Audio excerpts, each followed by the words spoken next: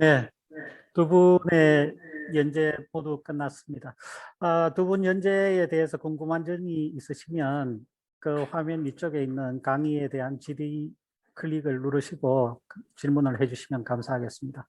오늘 저 두 분의 연재를 들으면서 그 생각해 보니까 우리 학회에서도 2010년도에 정창종 교수님께서 회장을 하실 때 소아 마취 환자에 있어서의 호흡기 부작용에 대한 위험 요인에 대한 멀티센터 스터디를 진행한 기억이 납니다. 그 당시에 10개 대학에서 10개 대학 11개 병원에서 800여 명의 환자를 리크루트하였고 여러 가지 호흡기 컴플리케이션의 주요 원인, 위험 인자 같은 것들을 분석한 경험이 있는데 결국 그 이후에 어떤 후속 연구가 계속 받쳐주지 못했던 점이 특히 오늘 또 강의를 들으니까 좀 아쉬움으로 느껴지는 것 같습니다.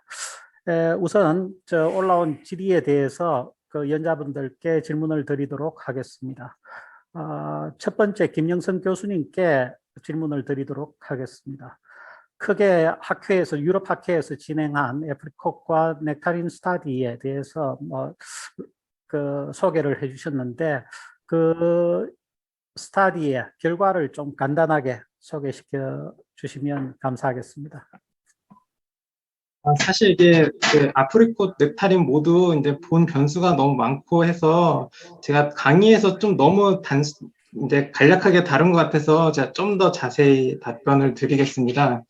아프리콧은 보시면은 이제 시비한 인시던스가 한 5% 정도 됐고, 그 중에서 레스피레이터리 리절 그 컴플리케이션이 3.1%, 카디오 컴플리케이션이 1.9% 정도 있었고요. 카디오 컴플리케이션이 있는 경우에는 5.4%에서 또 푸어한 아웃컴을 보일 수 있었습니다. 그래서 30일 모탈리티는 10,000명 중 한 10명 정도였고요. 이때 마취 방법은 큰 상관이 없다고 되어 있고요. 결국 리스크 팩터가 되는 거는 나이라던가 메디컬 히스토리라던가 환자의 피지컬 컨디션, 그것들이 이제 리스크 팩터라고 여기서 제시를 하고 있고요. 그리고 센터의 타입보다는 이제 결국 시니어 팀 멤버, 그러니까 그 소아 마취과 의사의 경험이 레스피레이터리 컴플리케이션이든 카디오베스쿨러 컴플리케이션이든 둘 다 이제 유의하게 감소를 시킬 수 있었다는 얘기를 이렇게 정리를 하고 있었고요. 다음으로 넥타린 같은 경우는 제가 5,609명 임펀트가 있었는데 그 중에서 크리티컬 이벤트가 35%에서 발생을 했거든요. 그래서 여기서 메인하게 본 거는 하이포텐션과 그리고 세츄레이션 85% 미만 이렇게를 이제 들고 있고요.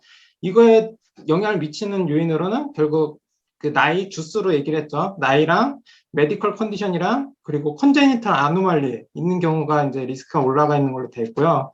제가 말씀드린 하이포텐션과 디세츄레이션에 더해서 아네미아까지 이렇게 세 가지가 있을 때 모탈리티가 확실하게 올라가는 걸로 되어 있고 90일 모탈리티가 3%, 3.2% 정도로 이제 보고를 하고 있습니다. 그래서 이거는 워낙 내용이 많기도 하고 또 분석들이 재밌는 것들이 많아서 차근차근 보시면은 또 이제 한국과 비교하는 것도 좀 재밌을 것 같다라는 생각이 듭니다. 예, 두 개의 스터디에 대한 간단한 소개 감사드립니다. 또 오늘 온라인 학회에 참석하신 분들께서 궁금하시면 그 사이트에 접속하셔서 내용들을 살펴보시면 그 김영선 교수님께서 이야기하신 대로 또 재미있는 그 내용들을 확인하실 수 있을 것 같습니다.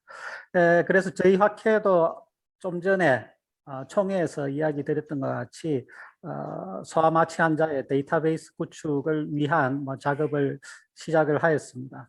그래서 외국의 사례 같은 것들이 상당히 도움이 될 것 같습니다. 좀 전에 장영은 교수님께서 이야기해 주신 미국의 사례들을 보면 연구 자체가 그 단순히 미국 소아마취 학회 차원에서 이루어지는 것이 아니고 어떤 주제에 대해서 관심 있는 사람들이 어떤 네트워크를 형성해서 그 네트워크 상에서 어떤 연구가 이루어지는 그런 것들을 알 수가 있었고 특히 다학제로 마취통증의학과 의사뿐만이 아니고 그 심장내과 의사, 소아과 의사, 어떤 경우에는 간호사들까지 같이 포함한 그런 연구가 이루어지고 또 연구가 연구에서만 그치는 것이 아니고 그것이 그 연구 결과를 바탕으로 해서 대국민 홍보라든가 이러한 것들도 같이 실시하고 있다는 것이 상당히 이러한 연구가 앞으로 무엇을 위한 연구인가 하는 것을 많이 시사해 준다고 그렇게 생각이 됩니다. 그 한 가지 궁금한 것은 이렇게 여러 가지 사업들을 네트워크를 통해서 진행을 하려면 결국은 도네이션이나 아까 이야기하실 때 도네이션에 대해서 이야기를 하셨는데 어느 정도의 규모의 도네이션이나 이런 것들을 바탕으로 해서 이런 연구가 진행될 수 있을까 하는 그런 의구심이 들기는 합니다. 그래서 여기에 대해서 장영은 교수님께 혹시 조금 인포메이션이 있다면 이야기해 주실 수 있는 부분이 있다면 좀 부탁드리겠습니다. 네, 감사합니다.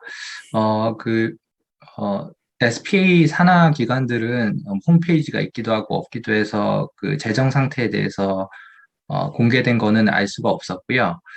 스마트 도츠랑 피디아트릭 하트 네트워크 쪽은 검색을 해보니까 재정 상태가 좀 공개된 것이 있었습니다.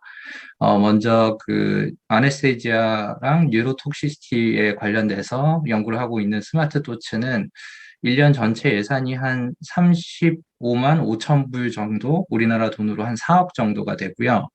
이 중에 60% 정도가 FDA에서 지원을 받고 있습니다. 그리고 IARS에서 21%의 예산을 지원을 받고 기부로 20% 정도 또 채우고 있습니다. 그래서 이런 대규모 연구를 할 수 있고 여러 가지 연구를 지원하기 위해서는 재원이 많이 필요한데 이런 정부에서 지원을 받는 게 가장 큰 포션을 차지하고 있고요. 또 소개드렸던 피디아트릭 하트 네트워크는 아예 FDA 산하 기관 아래에 있는 거기 때문에 1년 예산이 300만 불 정도 되고 우리나라 돈으로 34억을 지원을 받고 있습니다. 한 가지 연구 주제에 대해서 요 34억의 예산이 9개의 연구 주제에 분배가 된다고 해서요. 한 가지 연구 주제도 연간 3억 이상의 재원이 지원이 되는 것 같습니다. 그리고 웨이크업 세이프의 경우에는 찾아봤을 때 우리하고 같이 하고 싶으면 이런 조건을 만족해야 된다에 회원 가입비 그리고 1년 회비를 내는 걸로 되어 있었고요. 그런 식으로 참여하는 그 레지스트리의 품질이 좋다 보면은 참여하고 싶은 병원이 늘어나고 그러한 참여하는 병원별로 받는 것도 있었습니다. 예. 예, 좋은 설명 감사합니다. 결국은 상당히 큰 펀드를 기준으로 해서 연구가 진행된다는 것을 알 수가 있는데 그렇게 생각한다면 사실은 현재 우리나라의 상황, 최근에 출생률이 아주 낮아지고 있다 하는 것과 그러한 낮은 출생률 하에서 일단 출생한 영유아에 대한 생존율을 높일 수 있는 그러한 것들을 고려한다면 수술에 있어가지고 소아마취의 중요성도 상당히 강조할 수 있는 부분이 있을 것 같고 그래서 우리 학회 차원에서는 이러한 것들을 어떤 사업으로 만들어서 보건복지부나 이런 국가기관에 또 제안할 수도 있는 부분이 상대적으로 우리가 먼저 제안할 수도 있는 부분이 있다고 생각이 됩니다. 두 분께서 많은 인포메이션이 있는 그런 강의 해주셔서 아주 감사드리고 이번 세션은 이것으로 마치도록 하겠습니다. 예, 이상입니다.